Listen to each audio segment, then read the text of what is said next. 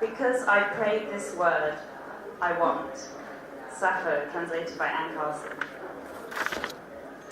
Prologue. This is a story of...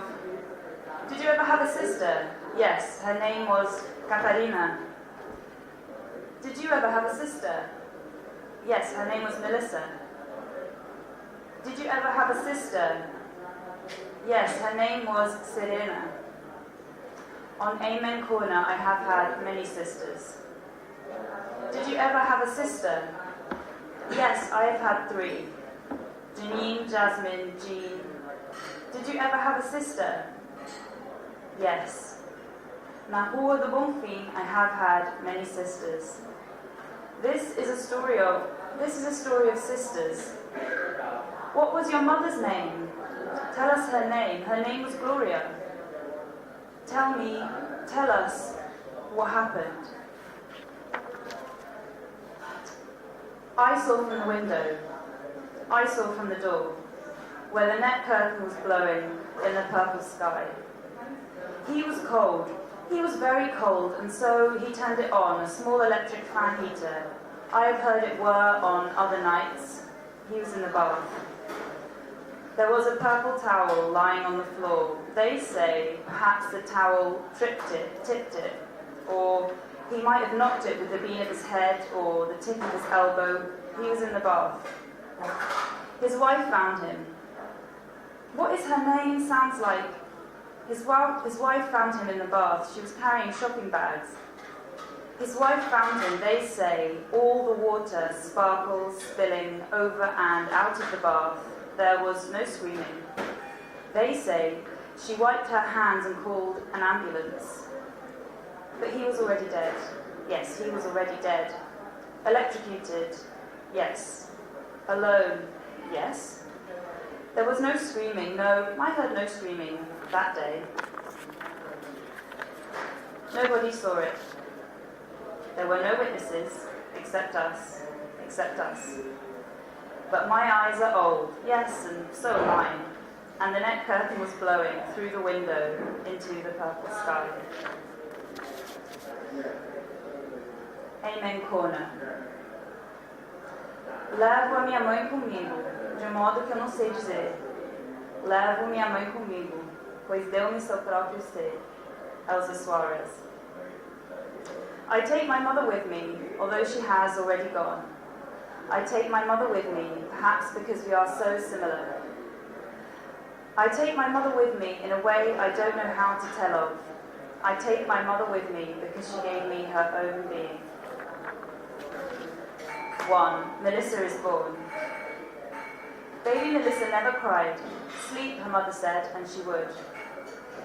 The night she was born, St George's Hospital in Tooting, South London was overfull. The trees in the suburban streets surrounding the hospital were overfull. The air was too hot, too humid. It was August 1993. The wards should have been empty, relatively speaking, seasonally speaking, but it was a hot, hot night, and people were collapsing of dehydration all over the city. In the minutes after Melissa was born, her mother, Gloria, was alone. Gloria whispered to the baby, "Você será Melissa." She whispered, "Você será Melissa Vitória da Luz," before collapsing in the bed. Outside, a sweet, thick bag smell rose through the hot night air around the hospital and the surrounding streets. Baby Melissa never cried. Sleep, her mother said, and she would. 2. Questioning Gloria. In winter, after her husband's death, the policewoman asked Gloria the following questions. A, B, C, D, E, F, G, H, I, J, K, L, N, N, O, P, to which Gloria, worried that her English would not be good and correct enough, replied, yes, no, yes, yes, no, no, yes, no. He is my husband. I did not see it happen. Gloria was holding the baby. Jiggle, jiggle. Right, the policewoman said. 3. Questioning Jean, Janine and Jasmine. It was hard to know how old Jean, Janine and Jasmine, who lived on their street, were. They'd been on the cul-de-sac called Amen Corner since their houses had been built in the craters left by World War II. They were old enough for their husbands to have died at a viable age a while ago. They had accents. They had come from somewhere not there some time ago on ships and boats and trains. When the policewoman came round to ask questions, they were each in their own living room. "Oh, I was just about to put the kettle, just about to make a brew. How many sugars is yours, officer?"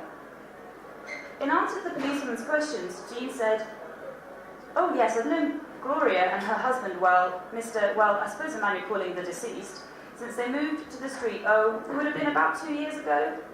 Yes, I wanted to help her out, so I put some notices up saying, call this number for a cleaner in the church in the play centre, you know.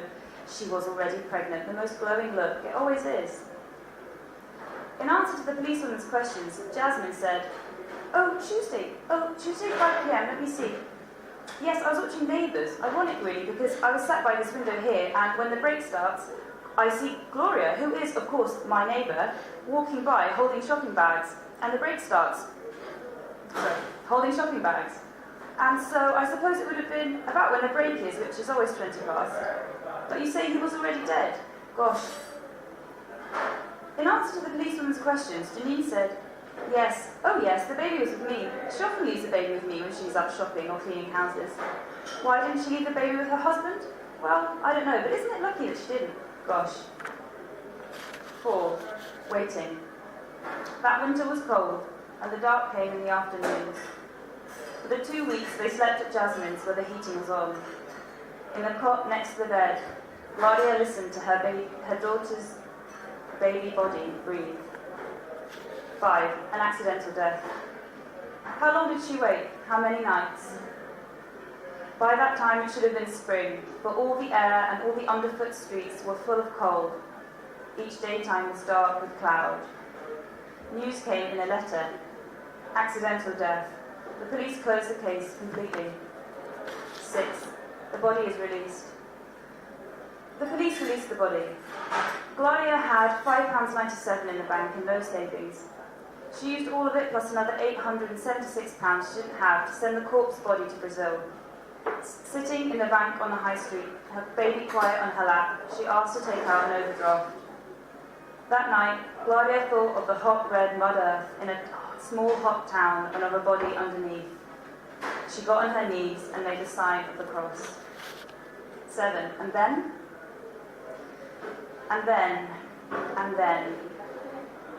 As delicately and as surely as an electric fan heaters propellers edging into a bath, the cold air thawed and the days lengthened into the flower-crowned spring again. This was a beginning.